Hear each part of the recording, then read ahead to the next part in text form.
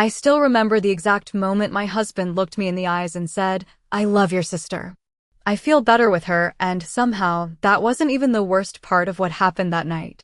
My name is Hannah Carter, I'm 32 years old, and until a few weeks ago, I believed my life was stable, predictable, maybe not perfect, but safe. Ethan and I had been married for 6 years, living in a quiet suburban neighborhood just outside Denver, the kind of place where people waved from their driveways and nothing ever seemed to really fall apart. We had routines, shared grocery lists, Sunday morning coffee on the back porch, and even when things felt distant lately, I told myself every marriage went through phases. I trusted him. That's the part that still feels unreal. And then there was my sister, Vanessa Blake. She's 2 years older than me, confident in a way I've never been, the kind of woman who walks into a room and immediately owns it without trying. Growing up, she was always the one people noticed first, the one our parents praised a little louder, a little longer. I never held it against her. At least, I didn't think I did. When she started coming around more often a few months ago, I thought it was nice, like maybe we were finally becoming closer as adults. She'd stop by after work, sometimes unannounced, sometimes with a bottle of wine, laughing too easily at Ethan's jokes, sitting just a little too comfortably in our living room. There were small things I noticed, but chose to ignore, like how Ethan's tone changed when he spoke to her, lighter, more engaged than it had been with me in weeks, or how Vanessa seemed to know things about his schedule that I hadn't mentioned. I told myself I was overthinking. I told myself this is what family looked like. But there were moments, quiet ones, when I'd walk into a room and the conversation would stop just a second too late, or I'd catch a glance between them that felt like something I wasn't part of. Even then, I didn't let my mind go where it should have. I trusted them both too much to imagine something that ugly. The night everything changed started like any other family dinner, warm lighting, the smell of roasted chicken in the kitchen, soft music playing in the background. Vanessa was already there when I got home, sitting at the counter like she belonged, laughing at something Ethan had just said. I remember thinking how normal it all looked, how easy. And I had no idea that within the next hour, everything I thought was solid in my life would be pulled out from under me in a single sentence. The dinner moved forward like nothing was wrong, which somehow made everything feel worse, like I was the only one who had not been given the script. Vanessa stood at the kitchen counter slicing bread as if she had done it 100 times before, her movements easy, confident, while Ethan hovered near her, refilling glasses, making small jokes, the kind he had not made with me in weeks. I set my bag down slowly, watching them for just a second too long before forcing a smile and stepping in like everything was normal. "Hey," I said, trying to keep my voice light. Ethan glanced at me, but only briefly, like I had interrupted something more important. "You were home early," he said, and it was not a question. I nodded, brushing past him to the sink, noticing how Vanessa did not move out of the way right away, how she stayed just a little too close, like she belonged there more than I did. We sat down to eat a few minutes later, the three of us around the table that used to feel like mine. The overhead light cast a soft yellow glow, and for a moment, it looked like one of those perfect family scenes you see in commercials, but the feeling was off, like something invisible had shifted. Vanessa talked the most, telling stories about her job, laughing easily, drawing Ethan in with every sentence. He listened to her in a way he used to listen to me, leaning forward slightly, his attention locked, his smile real. When I spoke, he nodded, but his eyes drifted back to her almost immediately. It was subtle, the kind of thing you could explain away if you wanted to, and I did, over and over again in my head. Halfway through dinner, Vanessa mentioned a weekend trip she was planning, casually asking Ethan what he thought about a small town about 2 hours away. My fork paused. "Midair. Since when do you need his opinion on your trips?" I asked, trying to sound joking, but the words landed heavier than I intended. Vanessa smiled, but it did not reach her eyes. "We were just talking about it earlier," she said, her tone smooth, too smooth. I turned to Ethan. "Earlier?" He shrugged, barely looking at me. "She stopped by this afternoon," he said. We talked for a bit. Something tightened in my chest. I had been at work all day. No message. No mention. Just that quiet, simple answer like it was nothing. I forced a small laugh, nodding as if it made sense, but inside, something was starting to crack. The rest of the meal blurred together, conversations overlapping, laughter that felt slightly too loud, pauses that stretched just a second too long. I noticed how often their hands brushed when they reached for the same dish, how neither of them seemed to pull away quickly. I noticed how Vanessa knew exactly where everything was in the kitchen when she got up to grab more napkins, like she had memorized the space. And the worst part was not what I saw, it was what I felt, that quiet, creeping realization that I had been the last person to notice something that had already been happening for a while. Still, I said nothing. I stayed quiet, telling myself I needed proof, telling myself I was imagining things, even as the air around me felt heavier with every passing minute, like I was sitting in a room where everyone else knew the truth except me. After that night, I told myself I would pay attention, not in a dramatic way, not in a jealous or confrontational way, but quietly, carefully, like someone trying to solve a puzzle they were almost afraid to finish. The next morning, Ethan left for work earlier than usual, barely touching his coffee, barely looking at me, and when I asked if everything was okay, he gave me a quick, just busy, before walking out the door. It was such a simple answer, but something about the way he said it felt rehearsed, like he had already decided how much of the truth I was allowed to hear. I stood there in the kitchen for a long moment after he left, the house suddenly too quiet, replaying the last few weeks in my head. The late nights. The unexplained mood swings. The way he had started taking his phone with him everywhere, even to the bathroom, something he had never done before. At the time, I told myself it was work pressure, that everyone goes through stressful periods, but now those small details felt different, like pieces of something I had been refusing to see. Later that afternoon, I opened our shared laptop to check a bill, something I had done 100 times before without thinking, but this time I noticed his email was still logged in. I was not looking for anything at first, I really was not, but then I saw her name. Vanessa. Just one line in the subject of a message that had already been opened. My hand froze on the trackpad. For a second, I told myself to close it, to respect boundaries, to trust him, but that voice felt weaker than it ever had before. I clicked. The message itself was short, almost casual, but that made it worse. It was not dramatic, not emotional, just normal, like this was already a routine between them. She had written about meeting up again, about how yesterday felt right, about how they needed to be careful for now. My chest tightened so suddenly I had to sit down. Careful. That word echoed in my head. Careful about what? About me. I scrolled up, my fingers trembling slightly, and there were more messages, going back weeks, maybe longer. Conversations about timing, about where to meet, about things they had talked about in person that I had never been part of. It was all there, quietly hidden in plain sight. I felt something inside me shift, not break, not yet, but move, like the ground under my feet was no longer solid. I tried to think back, to remember the exact moment this started, but there was no single point, just a slow, invisible slide I had not noticed. Suddenly every small moment from the past few weeks felt different, like it had been part of something bigger all along.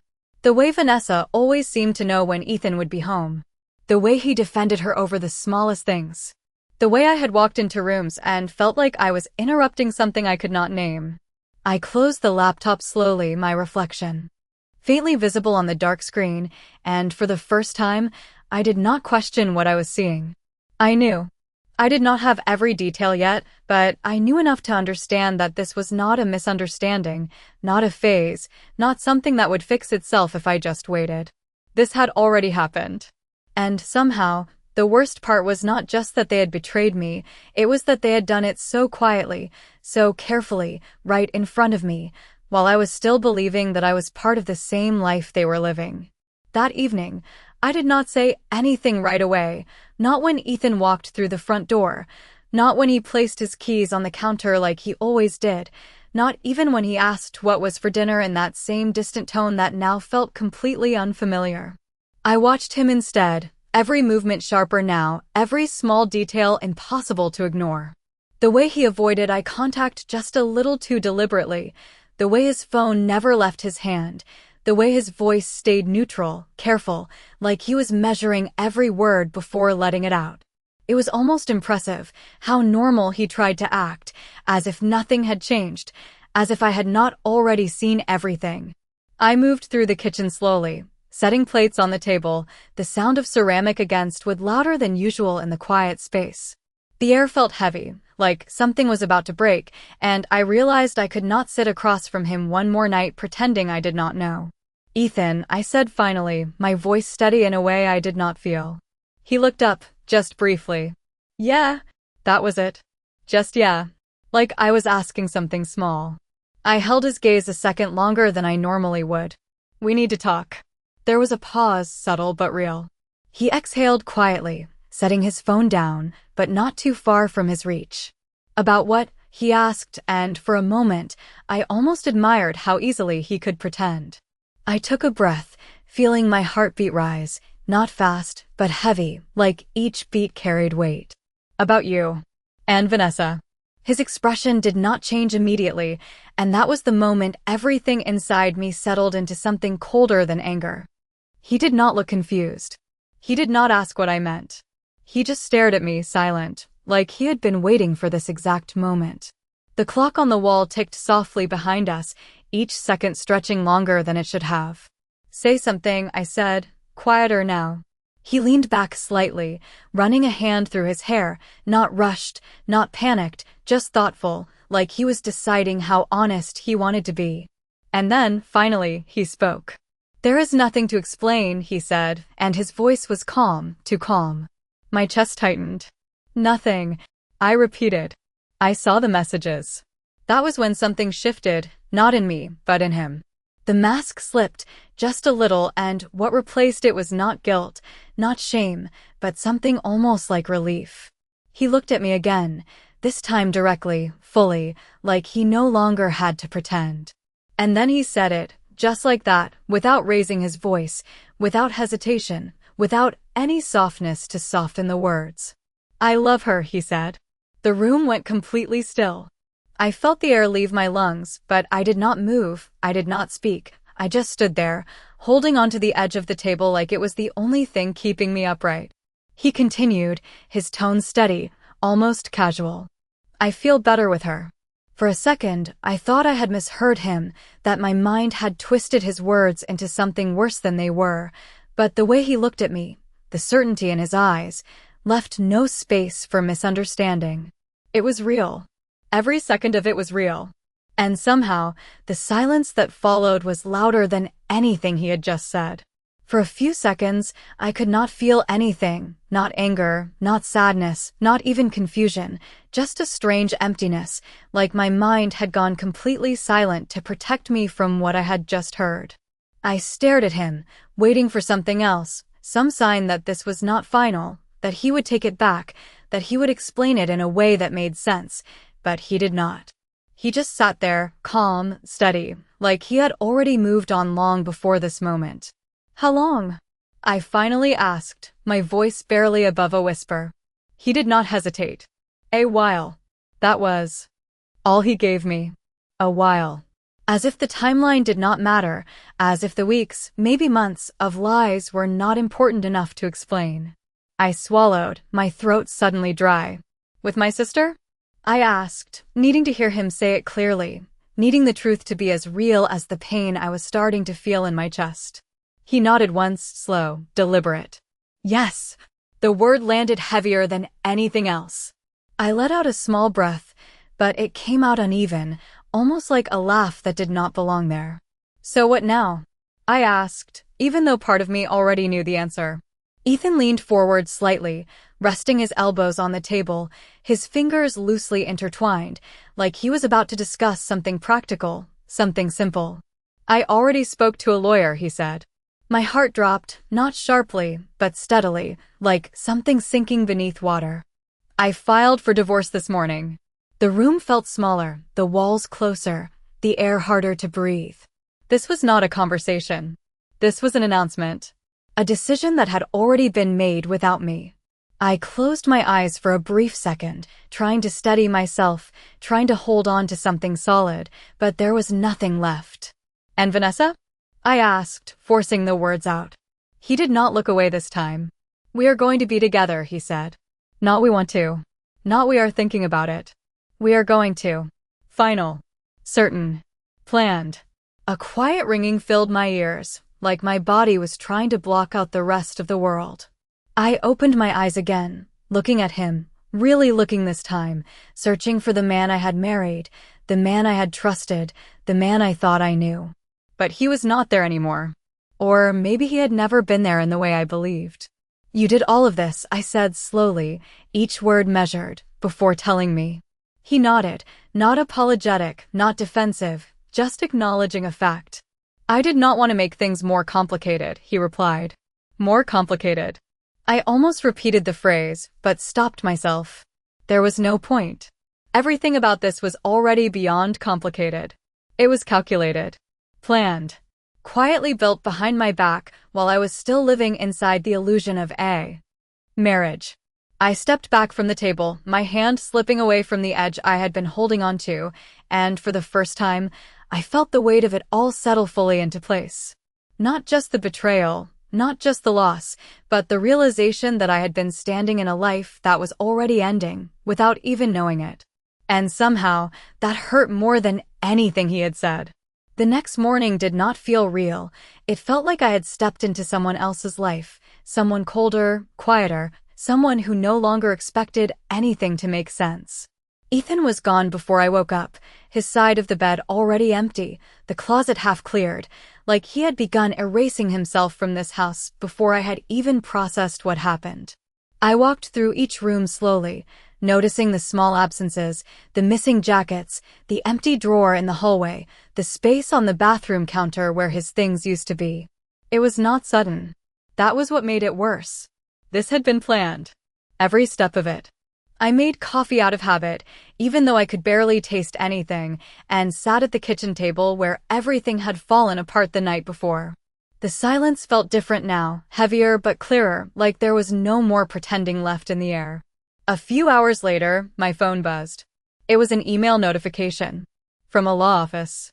For a moment, I just stared at the screen, my hand resting beside the cup, not moving.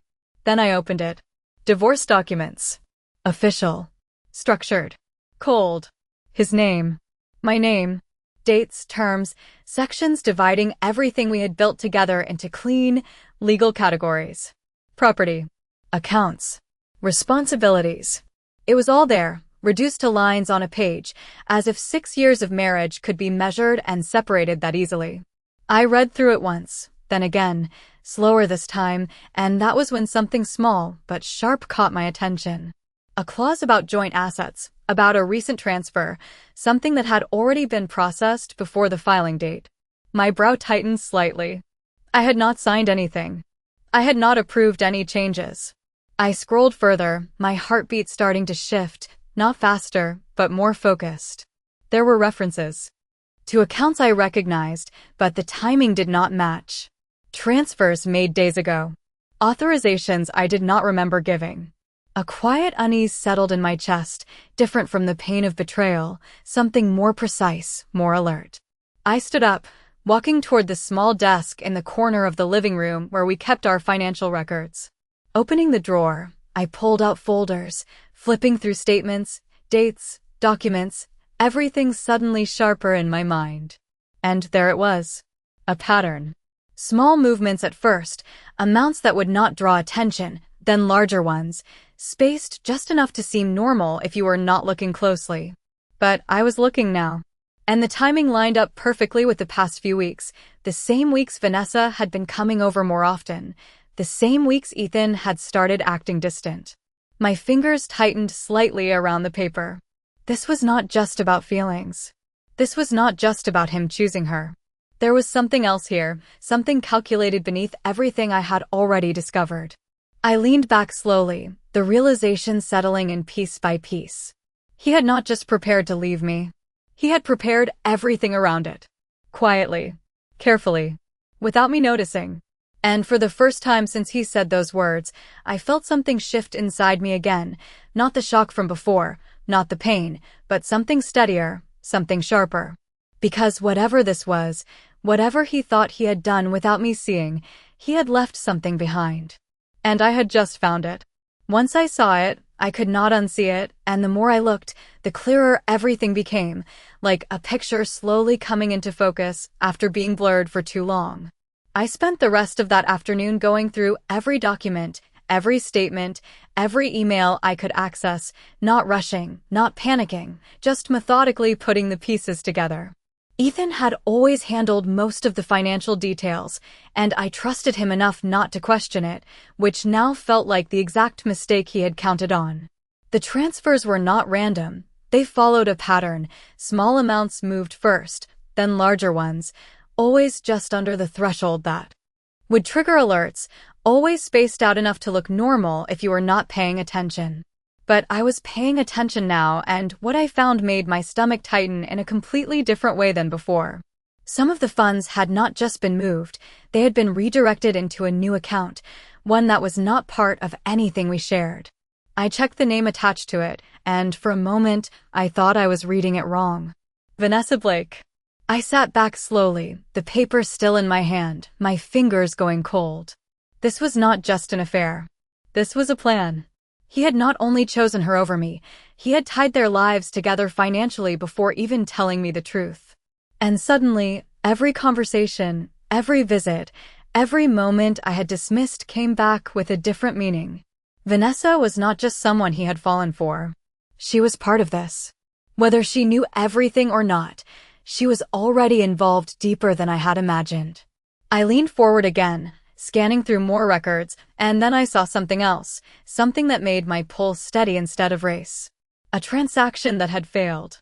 It was small, almost insignificant, but it stood out because it had been attempted twice, both times rejected. I followed it back, checking the details, and realized why. The account it was connected to required dual authorization. Mine and his. He had tried to move more, something bigger, something that would have gone unnoticed if it had worked, but it had not. Because I had never approved it. I let out a slow breath, my mind clearing in a way it had not since the night before. This changed things. Not everything, not the betrayal, not the fact that my marriage was over, but it changed the balance. He thought he had finished this. He thought he had already taken what he needed and walked away clean. But he had missed something. And now I was looking at it. I closed the folder carefully, placing it back on the desk, not because I was done, but because I knew I needed to think. Really think. For the first time since everything started falling apart, I was not reacting anymore. I was understanding. And that was different. Because if there was one thing I knew about Ethan, it was that he did not leave loose ends on purpose. Which meant this was a mistake. And if it was a mistake, then it was an opening. I stood there in the quiet house, the same house that had felt so empty just hours ago, and felt something shift again, not back to what it was before, but forward into something else entirely. Because whatever he thought he had taken from me, whatever he thought he had already secured, the truth was, he had not finished the story yet.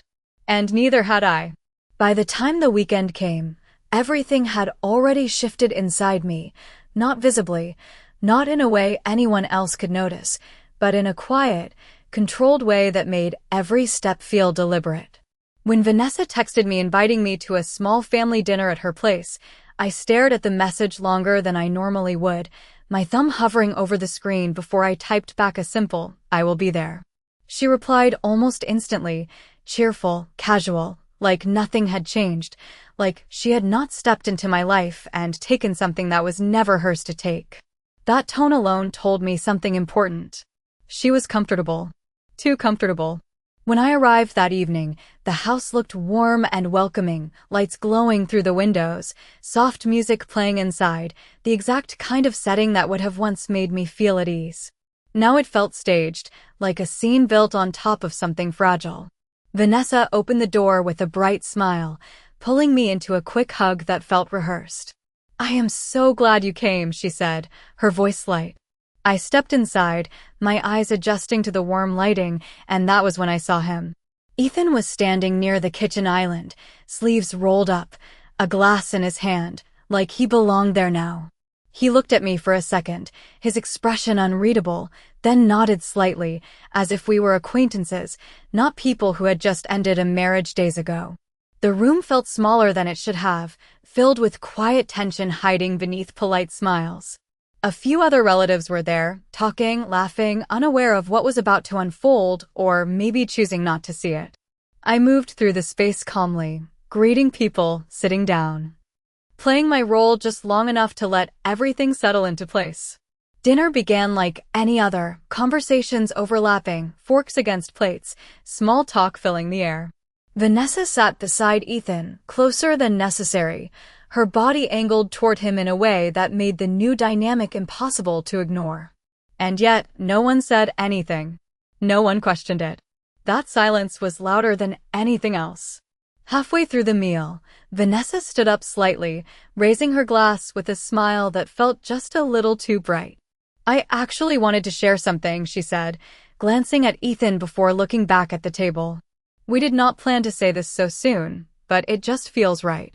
My fingers rested lightly on the edge of my glass, steady, unmoving. Ethan remained quiet, watching her, letting her take the moment. "We are going to start a new chapter together," she continued, her voice filled with quiet excitement. "And we are really happy." A few people around the table smiled, some nodded, others exchanged brief looks, unsure how to react. I let a second pass, then another, and then I set my glass down softly. The small sound cut through the room more sharply than it should have. "That is interesting," I said, my voice calm, even. Every head turned toward me. Vanessa's smile faltered for just a fraction of a second before she recovered. "Hannah," she said gently as if speaking to someone fragile. I held her gaze steady. "Before you celebrate too much," I continued, reaching into my bag slowly, "there is something you should probably see." The room went completely still. Ethan's posture changed, just slightly, the first real shift I had seen from him all night.